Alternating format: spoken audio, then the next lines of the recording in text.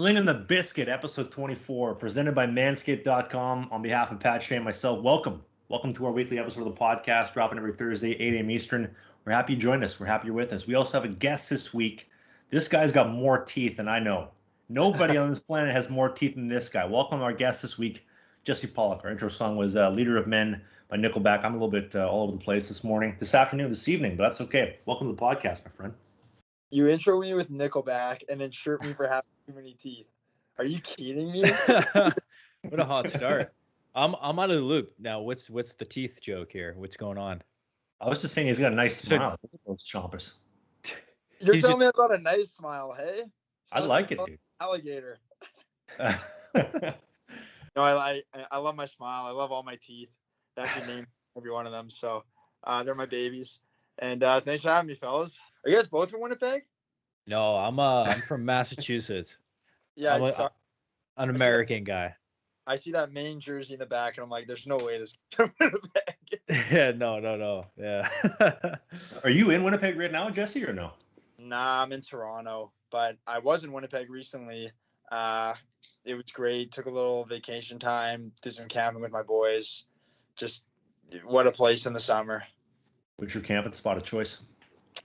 I went to a lake called Kakagi Lake, so it's actually in Ontario. Really beautiful. It's east of Kenora. There's just beautiful lakes just in that area. So unfortunately, it's still considered Ontario, but I'm just gonna say it's Manitoba for the sake of this podcast. He's got a great smile, a whole lot of teeth. He loves camping. He's a nature guy. Right? Yeah. He's kind of a big deal. He's got more followers than Pat and I combined, but he's not verified. That's the one dagger in the heart.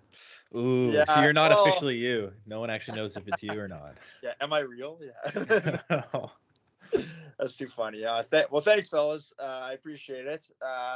Taking things day by day in that department, I suppose, but I'll leave it at that. Yeah, Trav's in a long distance relationship. I like telling all our guests about it, so just to remind him that he's, not having sex right now and across the pond. Wow, it's tough. Yeah, just a quick little reminder: if you love the podcast, as always, we got the video format. So if you want to see my great pink room, you see this, my little bachelor's cave here, my new place, my second or third place since moving into Sweden. You can see that in the video version on YouTube. If you are on the go. Maybe you're going to work, maybe you hate your job. Well, guess what? We're on Apple and Spotify, so you can listen at any point in time. You can even see Pat's beautiful face and his beautiful background at any point in time on the YouTube version. Yeah, I hung a couple of jerseys. Got a jersey, a little thing. It's homemade, all homemade, so it's pretty cool. Come check it out on the YouTube version. Boys, where are you in Sweden? Because my little bro actually played in Sweden for a couple of years, or for a year. So I'm in Varberg. It's about an hour outside of Gothenburg. Well, actually, that's a lie. I'm in Holmstad, which is an hour outside of Varberg, which is an hour outside of Gothenburg. So 2 hours outside of Gothenburg. All right, cool. Are you guys both playing out there together? No. So I'm Pat. Hi, nice to meet you. I'm in Massachusetts. Yeah. No. I'm playing this year in the coast for Worcester. Oh yeah, good for you, man. That's wicked. Jesse, I'll paint a real picture here for you. Okay, he's the real pro. He gets paid real money. As you can tell, he played 4 years at Maine. He's got an education. He's good looking, all that kind of stuff. I'm the phony. I'm the rubbish over here. Okay, that's basically the synopsis. I mean, you didn't have to tell me, man. I can see that. I'm kidding. There we go. Always looking immaculate, if I'm being completely honest. You like this? That mullet is. I'm jealous. I'm not gonna lie. I'm a little jealous. My little brother actually played in Falköping. So, do you guys know where that is in Sweden? I don't know. Nope. Well, if you don't know where it is while living in Sweden, Pat and I sure as hell don't know where it is. Yeah, I don't know. On a map, at least. Sounds like a good time over there, though. I usually go by, is it near Stockholm or is it near Gothenburg or is it by Malmo? One of the three. And if it's not one of the three, then I don't know. And I forget, but I was in Malmo for a day myself back in the day, and I just remember going to like a couple of nudie stores, like nudie jeans. Yeah. Oh yeah, okay. Love it. Always been rocking nudies. But anyways, what's your hockey background? Did you play growing up? How long did you play? Trav and I, guess, play in the same system, right? I played, although I was a year older, man. Trav, how did we must have crossed paths at some point. You played Hawks in the 90. How old are you? 96. Man, you're 3 years younger than me? Jeez Louise. You You're look 93? older than me. Oh, thanks. So I played Monarchs. So like AAA, same league as Travis, but I'm a 93. I'm trying to think if I would know even any 96s. You would have played with Tremblay and Lewis and all those guys, eh? No, so I know Tremblay really pretty well. Like I've known Spencer for a long time. Like Zach Franco, Michael St. Croix. Yep. Yeah, so Warren's my best friend. But like Michael St. Croix, Zach Franco, Gray McBain, Brandon Lauder, if you know who Lauds is. No. Crazy guy. So yeah, I know all those guys. But first, we have to take a quick commercial break to thank our first sponsor of the day, the folks at Anchor. We'll just bring it back because we were talking your hockey past. Yes. How long did you play for? So I played. I'm playing hockey since I was probably like 4 or 5. I don't know, like really young. Love it. Played for like, I don't know. I was always kind of a guy. I was always like a bit of an underdog when I played hockey. Like at first didn't make the team I always wanted to make, and then I would make the team, and then I'd ride Pine, and then ride more. It happens. Everyone wouldn't think I was going to make a team, and then I would make that team, and then I would ride Pine on that team. So I was still kicking slivers out of my butt, boys. It's been I love the game, and I'm honestly really happy that I'm in a place with hockey where like, I can have a little more fun with it. I always had fun playing hockey, but like, you know what it's like to be young and playing competitive hockey. Sure. It's serious. You have parents who are just like taking their kids' hockey way too seriously. Yeah. And like, even like talking crap about you. Like, I remember like hearing that like parents are talking crap about me. I'm like, man, like, right. I'm like a 12-year-old kid. Like, super weird. Get out of here. So, and it's funny because when I was younger, I had coaches who had favorites, and one coach in particular, I'm not going to say who, he definitely had his favorite. I'm sure he'd be laughing to know that I've probably been on the ice with more NHL players than any teammates in the past, strictly because just for content purposes. So that's always like, I always have a good laugh about that. So I love the game. I love hockey. I think there's so many great things about it. Obviously, there's a lot of things about hockey culture that needs a lot of work, but I'm part of my job, I guess, and part of the Bardown team. We always look for ways we can, help improve culture, make hockey more fun, and things like that. So, boys, I just love puck. I love it. That's unreal. It's contagious, man. It's a contagious feeling and an atmosphere. Eh? It gets you hooked. It's like, can we talk about drugs and the fact that hockey, it's like a drug. It just keeps you coming back for more. You're hooked and you can't get enough. 100%. You become addicted to the game, and it becomes just such a big part of who you are. And yeah, not that I personally have ever done any hard addictive drugs, for the record. None of us have. Yes, I completely agree. It's hockey's just it's awesome.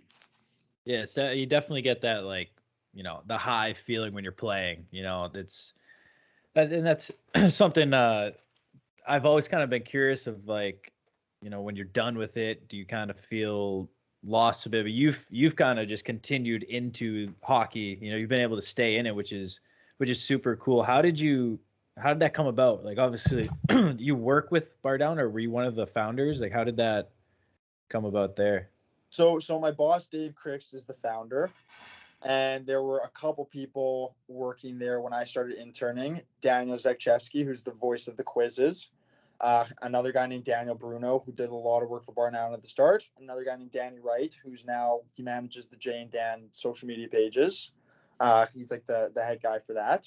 So, and Z does so much more than just the quizzes. He makes so much content at TSN. He's really like one of the original guys. So I remember it was my first day at Ryerson. I went to Ryerson University in their sport media program. I guess they're going to be changing the name. So maybe at the time it was called that. Are they changing the school? They're not Ryerson anymore? Yeah, they're changing the name. Oh, yeah. Okay, interesting. Yeah. So, yeah, it was our first day. We had an orientation at TSN. I remember seeing Gino Reda. He was doing a hit for That's Hockey. And it was some of the most important advice I remember, the most important advice that resonated with me during my time at Ryerson. He said, everyone, we know what you can do in school. We want to see what you can do outside of school. So I took that to heart. I started brainstorming ways that I could, try to like get into the industry, just kind of show people what my mind is like. So I messaged someone who was closely attached with Ryerson, and he was one of the VPs at TSN at the time. I just sent him a message with an idea that I had, an cold email. He put me in touch with Dave, who, had just started Bardown, really. I told Dave about my idea, and then he said, he just offered me an internship on the spot. I thought I was just coming in for a tour of TSN, and without even thinking, I said yes. So really my first job at TSN was I had to go to Jurassic Park and wear an inflatable dinosaur costume and hold a little Bardown flag. And like I had people like punching me in the face at Jurassic Park, like people like pouring beer on me, like just I had no regard, like didn't remember that like a person was in this costume during Raptors games. Right. And I think my boss really, and then more time went by and I was still thinking of ways that I could really establish myself. And then like Z and Corwin, they had this idea to do the quizzes, and Dave said, yeah, let's experiment with it.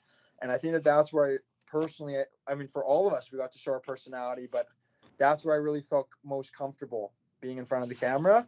And then from there, I think people start to like all of our personalities, and my boss just gave us more opportunities. And I really consider myself just to be an average hockey guy who grew up in Winnipeg and just like loved the game and knew what it was like being, kind of understanding what hockey's about and the fun side of it. And I just want, my goal is to kind of like people of all ages, but particularly kids, I want to give them some fun content to consume in an appropriate manner and show that there's a lot of negative things about hockey too, right? A lot of negative things.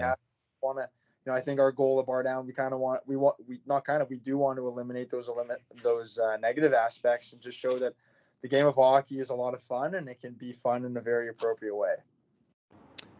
I like that mindset there.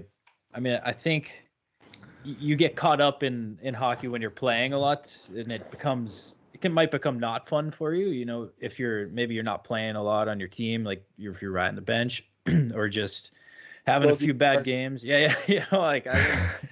We've all had moments, or whether we're not the top guy or not, like where we're not playing, it's not the ideal situation. You kind of forget to have fun with it. So I think it's important, obviously, to bring fun into it that doesn't, have to go be all about playing time and that you just have fun because you're playing the sport. So I mean, I love that message you got going there. Like how long ago was that when you started becoming like the personality on camera? How long ago back was that?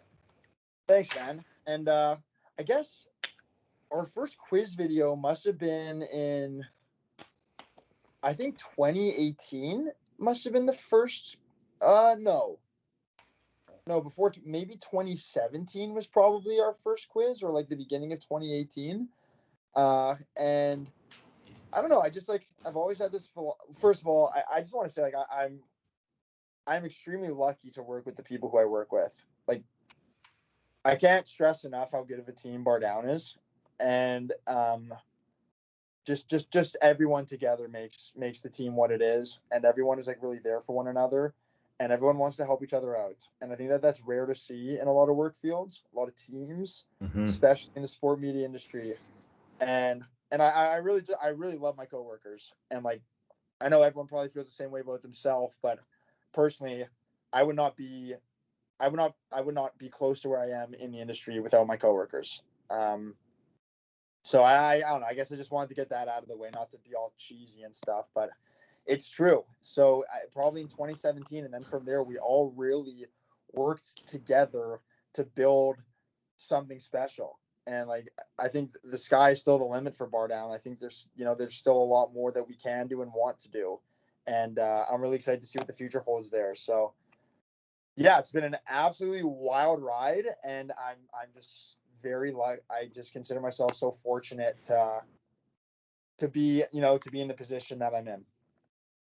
Yeah, the part that I find the most interesting about that is, and feel free to correct me if I'm wrong, but it's mostly an industry dominated by people who are, they're looking out for their next big cut, their next big paycheck, or their next big break. And so the fact that, and I don't know about Pat, but I get that same vibe that you're describing, like when I watch the, Bardown, the TSN Bardown stuff, is that it's a team coming together, and distributing the content through the multiple platforms in that same environment. And the fact that everybody's willing to kind of help each other out and kind of get on, like you mentioned, that team vibe that's so addicting and it gets you hooked. It's kind of cool to hear, man, because it does come across like that team vibe. Yeah, like I gotta be honest, you really are.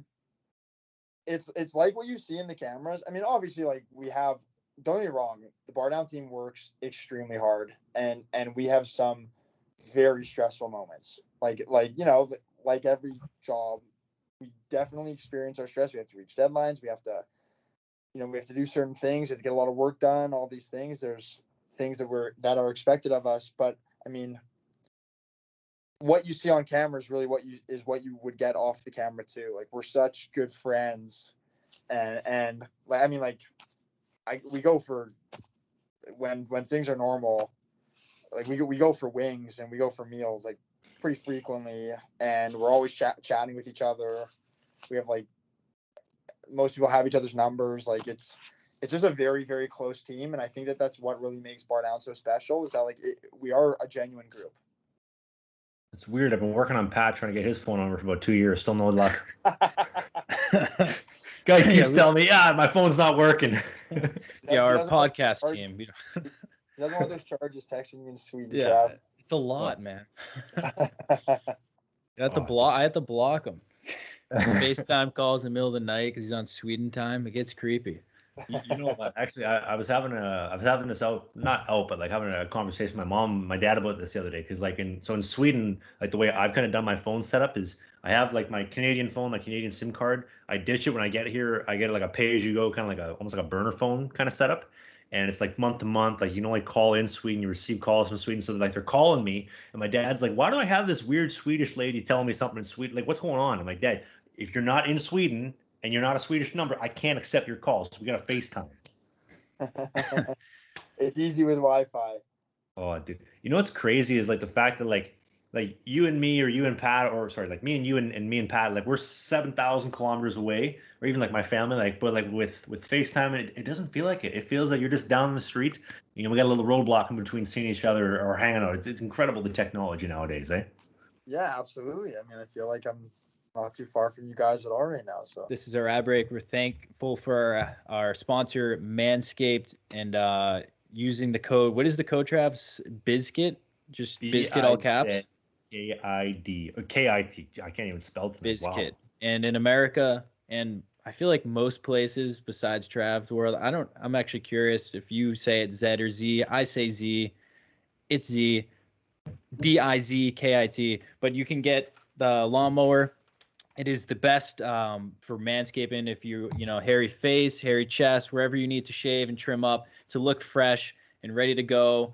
Whether it's in the locker room, out in public, on the beach, last month of summer here, or you're just trying to look fresh. You got a nice date coming up. You need to have a clean shave, clean chest. You don't want the hair coming out the little collar there. It might be a bad look, or it's a good look. You might have the nice length on it. But that's what's perfect about the Manscaped lawnmower is there's combs, and you can adjust the setting. There's 3 combs, Trav, if I'm correct. Four lengths. So combs. 1, 2, a 3, and a 4, baby. Here's the deal. I'm going to tell you this.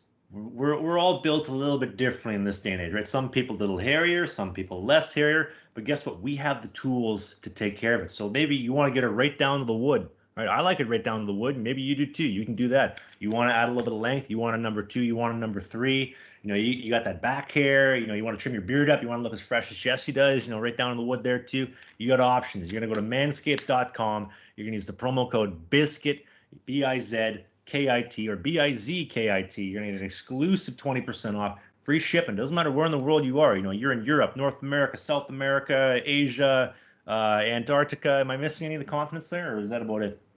I think it's most of them, I think. Free shipping. Shipping's on the house. Point being, thanks to Manscaped for sponsoring the podcast. We love you guys as always. Thank you for helping us out.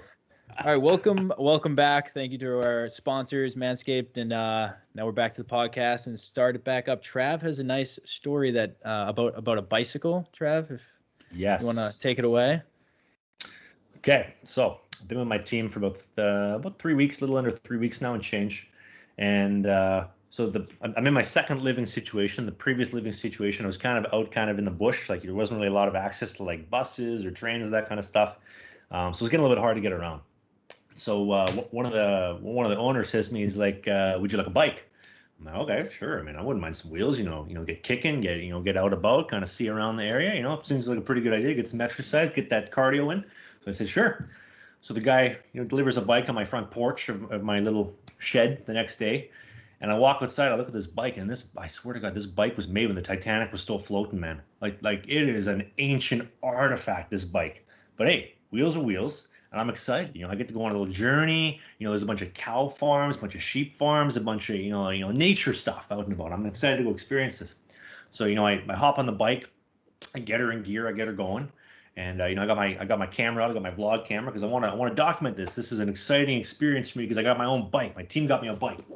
So I'm rolling. I got my camera in my one hand, I got the wheel on the other. I'm looking pretty sweet if I do see so myself. And I start going down this hill, right? And I'm filming, I'm talking to the vlog, picking up a little bit of steam. It looks kind of cool. My hair is blowing in the wind. I say, you know what? We're getting a little bit too much steam here. We gotta dial her back, right? Very relatable. We gotta dial her back here. So I go to squeeze the brake. Nothing happens. The brake is not working at all. And I'm going down this hill with a camera in one hand and my other hand on the other wheel. And I'm coming right down, picking up steam, and I'm about to run into a tree. Okay.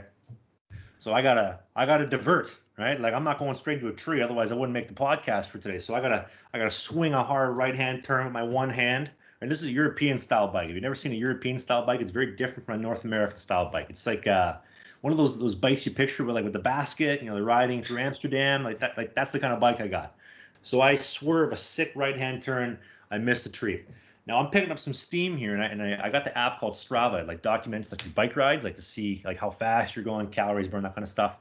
And so I'm rolling at this point. I'm going about 25, 30 miles an hour. No joke. This is what the app is recording. I'm picking up steam down this hill. So I've accepted, okay, I'm going to wipe out here. And do I wipe out on the road, or do I wipe out in the bush beside the road, but there's an electric fence for the cattle and the sheep, and we're rolling the dice here. This is all on film too. So was this today? When was this? This was 2 days ago. You've had a tough week, Trav. It's been a tough week, dude. So I'm going full steam, and I say, okay, I gotta bail right when the concrete road meets the weeds. And so I bail. The weeds are like 3 feet high, so my camera just lands right in the weeds. We're good. My bike does just a 360 about 7 times into the weeds, and then I just plant right into the weeds. Into the dirt right beside the fence. And man, my shoulder, my back, it was a miracle. I got up, and the first concern I had was where are my AirPods? I had to find my AirPods, right? They're in. Yeah, AirPods. Well, let me explain this to you. Okay, so I'm going full tilt, full steam here. I crash. The AirPods come out because they're not really that stable. Like they're good, as is, but they're not stable for a crash. I'm like, where are my AirPods? So, I get my phone, I turn on Find My iPhone, and apparently you can ding them. So like you go and find your iPhone, you press ding them, and they ding the headphone. So I'm looking through the weeds, I'm digging through the weeds, and I finally found this one headphone. I'm like, oh great, I got the one. Now I've got to ding the other. Well, I need to have the case to do that. So now I got to take my broken bike, my camera, my one AirPod. I got to hike back up the hill to my place, get the case, put the AirPod in the case, and then tell my AirPods thing to ding the other headphone. I got to go back and dig in the weeds. I ended up getting them. But it was a very traumatic Sunday. So that is a hot start to the week. That's a good Sunday. I don't know what is going through your head if you're just zipping with no brakes. I was like, I gotta find a way not to hit the tree, not to wipe out in the gravel. Don't hit the electric fence. That's terrifying. When pedal backwards, did that not work as a brake either? No. Oh no. Yeah, those are the kids' bikes that do that. Yeah. I mean, I was also the mindset too. Like if I start pedaling backwards while I have one hand on the handles, like this is gonna end very poorly. So yeah, you handled it as well as you could. Yeah, I think you dealt with it. Yeah, I don't know if you could have done it better. I'm thinking if you hopped off, but you said you were going so fast that it's just. I tried to bail timely, and here's the thing: I got home, and then about a half hour later, I picked up for practice, and then first thing they're giving me headshots right at the beginning of practice. It was a tough Sunday. It really was. I would have loved to have seen you like jump off the bike and try to run till you slow down and see your legs try to move at 25 miles per hour. That would have been a sight. Well, there's a huge drop off in the ditch. So, like you got the road, and then it's terrible. Just right in the ditch. So all things considered, is this gonna be in the vlog? Yes, it's gonna be in the vlog. It's gonna be in the I'm going home vlog. So you have video footage of this. This is gonna be in the vlog. So if you want to see Trav somehow avoid dying on a bike, tune in soon to his vlog, and this will weirdly transitions now into my next question for Jesse about about content creation. This podcast is a train wreck today. Hey, that's great content, Trav. That's great content. That is good content. I gotta say the best part is so like the camera kind of like goes away from me because like I do like a like I just let it go. I'm like Hail Mary, like I just let her go and I just let her go in the weeds. And then as the camera's going away and it lands and and you see the bike flip upside down, you just hear the plunk of like me hitting the weeds and then you hear my shoulder.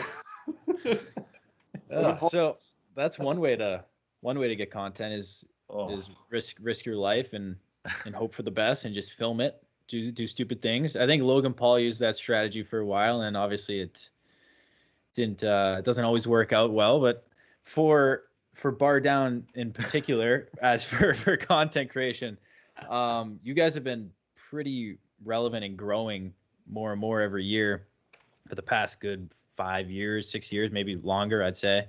What is your strategy, to like keep up with the trends and adapt to each year as the new kind of like wave of content comes each year? Like obviously TikTok is a recent thing and whatever. What is your strategy personally? Yeah, I think it's just all about adapting. I think like any industry, when changes happen, you got to be able to adapt. I remember just really not liking TikTok when it first came out. Lame. Yeah. Kind of bread and butter, YouTube, and then I just told myself, you know what, man, like whether you like it or not, you want to be big in your field, you gotta get on TikTok and you gotta start making content. And I started to love it. Like people can say what they want about TikTok, it's the best app in the world right now, in my opinion. It's popping. It's absolutely popping.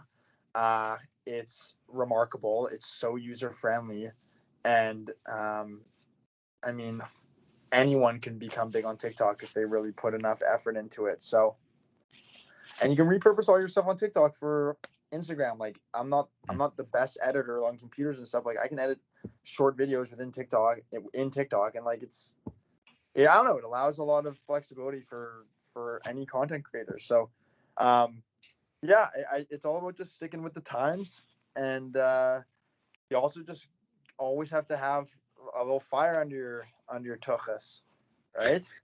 Oh yeah. You can't let that fire burn out, otherwise you're gonna fall behind. You always got to just keep going and going and going and going and going. You got to keep that motor running. So do you consume a lot of like TikTok videos or just content in general to stay to date with it? Yeah, definitely. At first I was like, trying to see like what are the trends on TikTok, all this stuff. But I think TikTok's kind of moving to an area where like trends aren't really as big of a deal anymore. You can kind of post anything and it'll do well. Yeah. Depending on how good the content is. So, I mean, you always got to keep up. Unfortunately, I'm on my phone a little too much, a little more than I'd like. But yeah. So when the Jets are playing, I'm always on Twitter. I really have made a push on Twitter personally, just like to try to get bigger on that. I mean, you always just got to try to stay up to date, and it's not really a chore for me. Like I love my industry. It's really like who I am now. So just like being indulged with all of these different platforms and the Jets, and so I don't know, it kind of just becomes your life. And you start to love it. I actually personally, like when TikTok came out too, I didn't really care for it because at first glance it's like you see those big TikTokers who sit there and dance, and you're like, what is this dumb app? It's like, this is nonsense. But then you start to realize when you go on, like the For You page personalizes for you, and you get the content that you enjoy. So it's like, yeah, I guess you really can post, whatever. There's an area for everyone on there. Like I have a friend actually who he does these. I don't know, he started doing these like kind of pretty boy type TikToks, but he then started posting about a book that he was reading, and apparently there's a whole thing like called Book Talk. There's a whole crew like very passionate people. I've seen that. Yeah, I've seen that. Books. Dude, Yeah, like thing on TikTok, books, those like literally anything, camping, cooking, like I'm sure there's stuff for like I'm looking at my room, sunglasses. Yeah. Right, like tech, microphones, like man, there's everything on TikTok. So it's a great app. It is. It's definitely. I've been trying to be consistent on there, trying to like grow. I'm almost mad that I knew about it obviously when it was first popping. Like I don't want to say it was summer 2019. Yeah. It started, and I just didn't hop on and take enough advantage of it. Did you personally, when it first came out, did you hop right on it? No, I didn't. And I knew about it, but some time passed, and then I finally said like, yeah, it probably was like towards the end of 2019. I said, I gotta hop on here. Yeah. I can't fall behind, and I really started to do it, and it's a lot of fun. TikTok, it is. It's stressful, but it's a lot of fun. Yeah, definitely is. Trav, what are your thoughts on TikTok? You're not a huge TikToker. I find it crazy how you can throw anything on TikTok in the blender, and it's like Forrest Gump, a box of chocolates. You never know what you're gonna. You could have the greatest video ever, and it does 200 views, and you get something you slop together in like 5 minutes, like bleh, see what happens. Like 500,000 views, like your 2 million view hit video. I had one video that I threw on TikTok a couple months ago. I literally did it in like October or September of last year. I was like, oh, just throw it out there. Boom, 250,000 views. It's incredible what happens when you throw it in the blender on TikTok. Absolutely, it's unpredictable. Yeah, you never know what you're gonna get. You really like never do. You'll throw like 5 videos that won't really do well, and also on the 6th video just pops. You're like, and for no reason, just absolutely like no logic behind it. Just it's gonna work. It Here hits. You go. If it hits, it hits. Yeah, it is cool. Unlike the other algorithms where it's like, dude, you're fighting like YouTube, Instagram, all that. You're fighting the algorithm some days. And you and I have talked about this for 24 episodes of this podcast about struggling on the other algorithms of the other apps. But it's you have to share. crazy. You have to ask people like share because it's you can't have that organic reach that TikTok has. And I don't know. I'm curious to see what the next wave of app is or whatever. How long TikTok will be around and what happens next. It's cool to see. Yeah. I do have one burning question, and it's been on my mind for about 5 or 6 minutes now. Okay.